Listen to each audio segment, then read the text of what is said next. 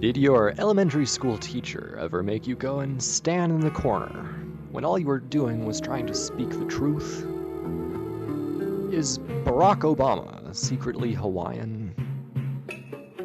Are the Church of Scientology secretly trying to take over your town? Do the Jews secretly control the Israeli government?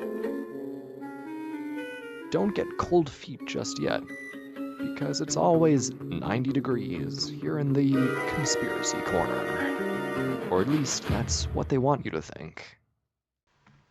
So what do you get when you have 89 degrees plus half a degree plus an unfinished college degree from one of the highest ranking colleges in the nation?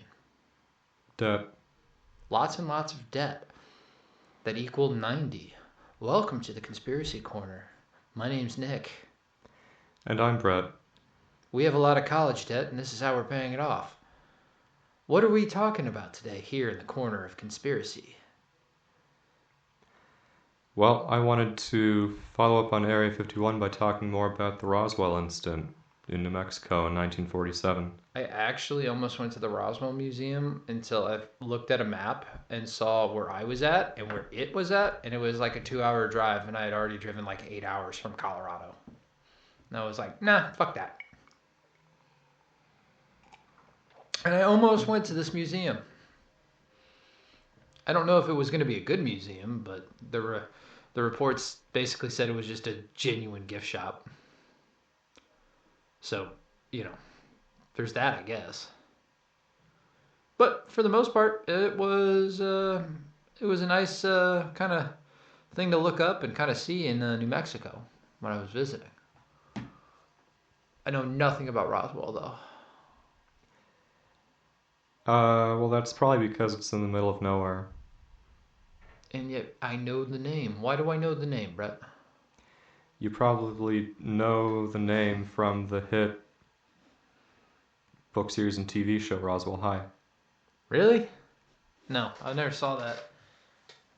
I know adjacent members of our respective families have watched it. I don't know why. Because it's bad. I guess Because it's about Max Evans and his sister Isabel and their friend Michael Guerin, who appear to be human but are in reality the survivors of the 1947 UFO crash known as the Roswell Incident. They emerge from a stasis pod and appear to be orphans, but instead they're adopted by attorneys and enter a foster care system.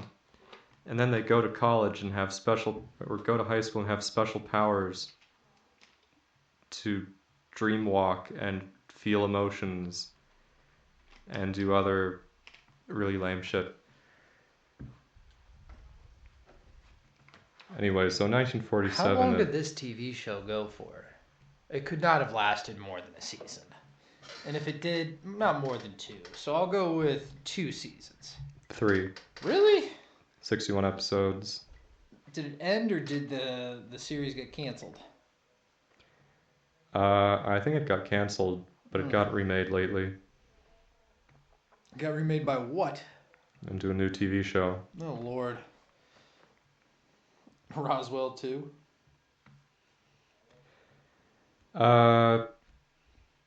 Yeah. Do you know what Project Mogul was? Not a clue, man, but I thought we were talking about the Roswell incident, this weather balloon.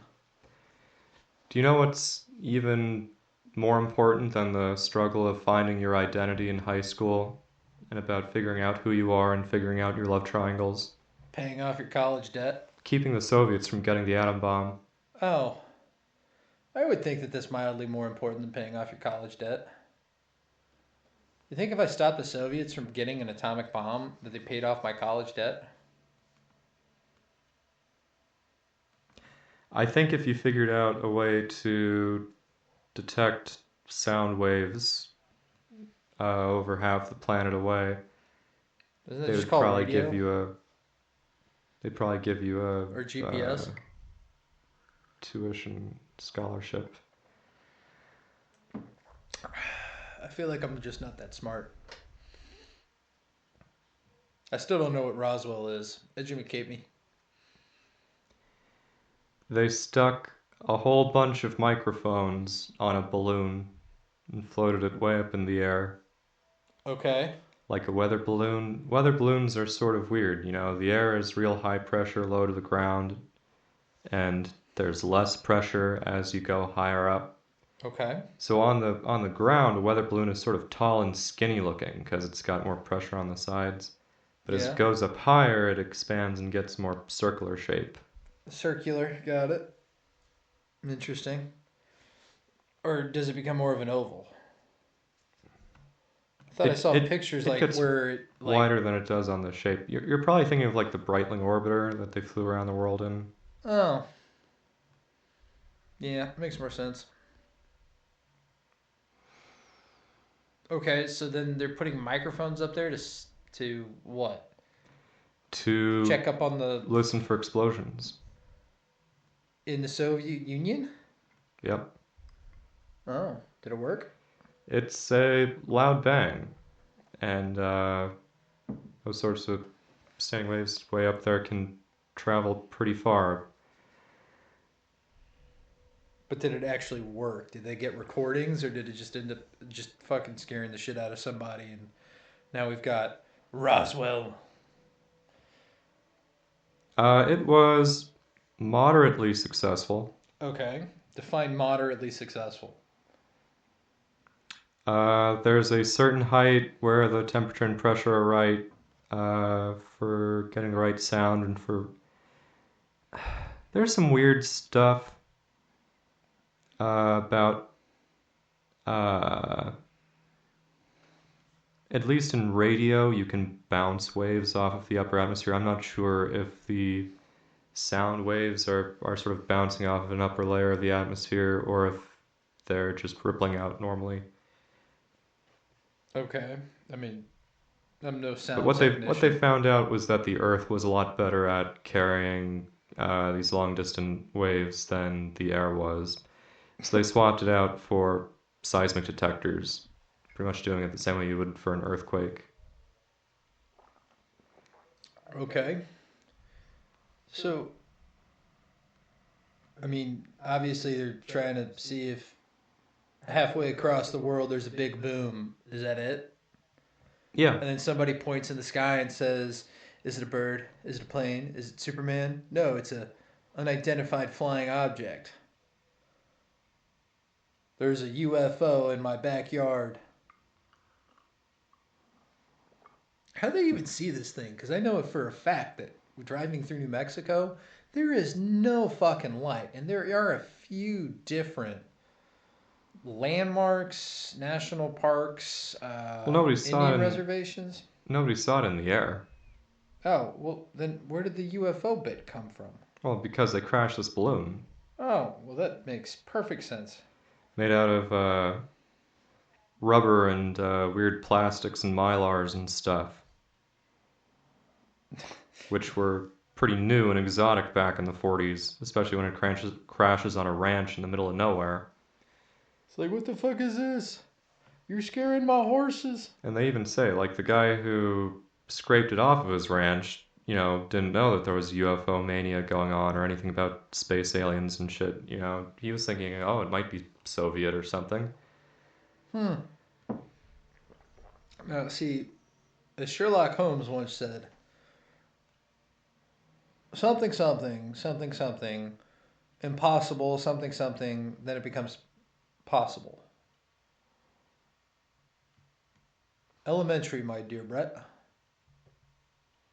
No, I think the expression is once you've thrown out the conceivable, the only thing left is the inconceivable, and that, therefore, there is your truth. So, I think... Isn't that the expression? I think I butchered it. I think if an alien spaceship crashed on Earth, it would have way more exotic material and a whole lot more of it than a weather balloon's worth. And it would take more than, you know, one army truck to carry it off. On account of, space is space, and it's a whole, you need a bunch of different materials to compensate for the lack of gravity. It's not cold out in space, is it? It's not rocket science. Isn't it? To literally do it, like get up and move. It's rocket science. No, you raise a good point. One of the challenges is that there isn't a good medium to radiate your excess heat in space. Large part of the volume of the International Space Station is the big panels for radiating heat. You can't just dump your waste heat into the air or into the water. You have to circulate it through a fluid and try and turn it into what's the word? Radiated heat? Yeah. Yeah, basically keep the heat inside and the cold outside. Yeah, there's convection, convention, and radiation. You've really only got one option. If you've got a little tin can with a whole bunch of people in it, they're turning food into heat all the time. They'll boil alive sooner or later if they don't get rid of some of it.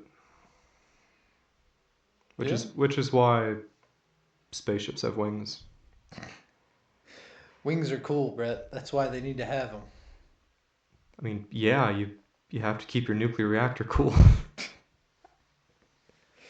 All right, any closing remarks on Roswell? I don't like high school drama. 4 out of 10 show. Yeah, that shit can go and... High school was a fucking shitty place to be. And we didn't even live in New Mexico, which is all a more shitty place to be. Your timeout is over. As the final echoes of our broadcast dissolve back into the void, you return from the Conspiracy Corner.